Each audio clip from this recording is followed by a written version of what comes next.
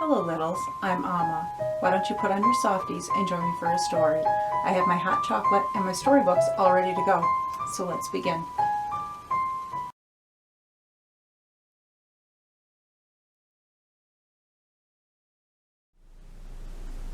Hello littles, today we're going to read the story of Rumpelstiltskin by the Brothers Grimm. Once there was a miller who was poor, but who had a beautiful daughter. Now it happened that he had to go and speak to the king, and in order to make himself appear important, he said to him, "I have a daughter who can spin straw into gold." The king said to the miller, "That is an art which pleases me. If your daughter is as clever as you say, bring her tomorrow to my palace, and I will try what she can do." And when the girl was brought to him, he took her into a room which was quite full of straw, gave her a spinning wheel and a reel, and said, "Now set to work, and if by tomorrow morning early you have not spun this straw into gold during the night, you must die." Thereupon he himself locked up the room and left her alone in it. So there sat the poor miller's daughter, and for the life of her could not tell what to do. She had no idea how straw could be spun into gold, and she grew more and more miserable until at last she began to weep. But all at once the door was opened, and in came a little man, and said, "Good evening, Mistress Miller. Why are you crying so?" "Alas," answered the girl, "I have to spin straw into gold, and I do not know how to do it." "What will you give me," said the mannikin, "if I do it for you?" "My necklace," said the girl. The little man took the necklace, seated himself in front of the wheel, and whir, whir, whir, 3 turns, and the reel was full. Then he put another on, and whir, whir, whir, 3 times round, and the second was full also. And so it went on and on until morning, when all the straw was spun and all the reels were full of gold. By daybreak the king was already there, and when he saw the gold he was astonished and delighted, but his heart became only more greedy. He had the miller's daughter taken into another room full of straw, which was much larger, and commanded her to spin that also in one night if she valued her life. The girl knew not how to help herself, and was crying, when the door opened again, and the little man appeared, and said, "What will you give me if I spin this straw into gold for you?" "The ring on my finger," answered the girl.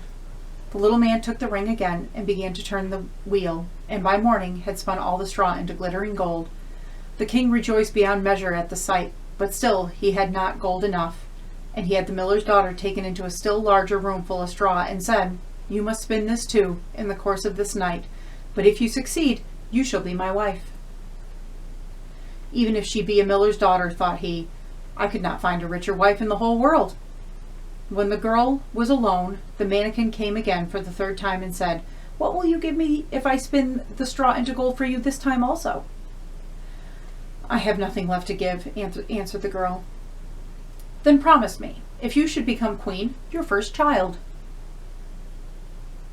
"Who knows whether that will ever happen?" thought the miller's daughter. And, not knowing how else to help herself in this strait, she promised the mannikin what he wanted, and for that he once more spun the straw into gold. And when the king came in the morning, he found all as he had wished. He took her in marriage, and the pretty miller's daughter became a queen. A year after, she had a beautiful child, and she never gave a thought to the mannikin, but suddenly he came into her room and said, "Now give me what you promised." The queen was horror-struck, and offered the mannikin all the riches of the kingdom if he would leave her child. But the mannikin said, "No, something that is living is dearer to me than all the treasures in the world." Then the queen began to weep and cry, so that the mannikin pitied her. "I will give you 3 days' time," said he. "If by that time you find out my name, then you shall keep your child." So the queen thought the whole night of all the names that she had ever heard, and she sent a messenger over the country to inquire far and wide for any other names that there might be. When the mannikin came the next day, she began with Caspar, Melchior, Balthazar, and said all the names she knew, one after another, but to every one the little man said, "That is not my name." On the 2nd day she had inquiries made in the neighborhood as to the names of the people there, and she repeated to the mannikin the most uncommon and curious, "Perhaps your name is Short Ribs, or Sheep's Shanks, or Lace Leg." But he always answered, "That is not my name." On the 3rd day the messenger came back again and said, "I have not been able to find a single new name, but as I came to a high mountain at the end of the forest where the fox and the hare bid each other good night. There I saw a little house, and before the house a fire was burning, and round about the fire quite a ridiculous little man was jumping. He hopped upon one leg and shouted, "Today I bake, tomorrow brew, the next I'll have the young queen's child. Ha! I'm glad that no one knew that Rumpelstiltskin I am styled."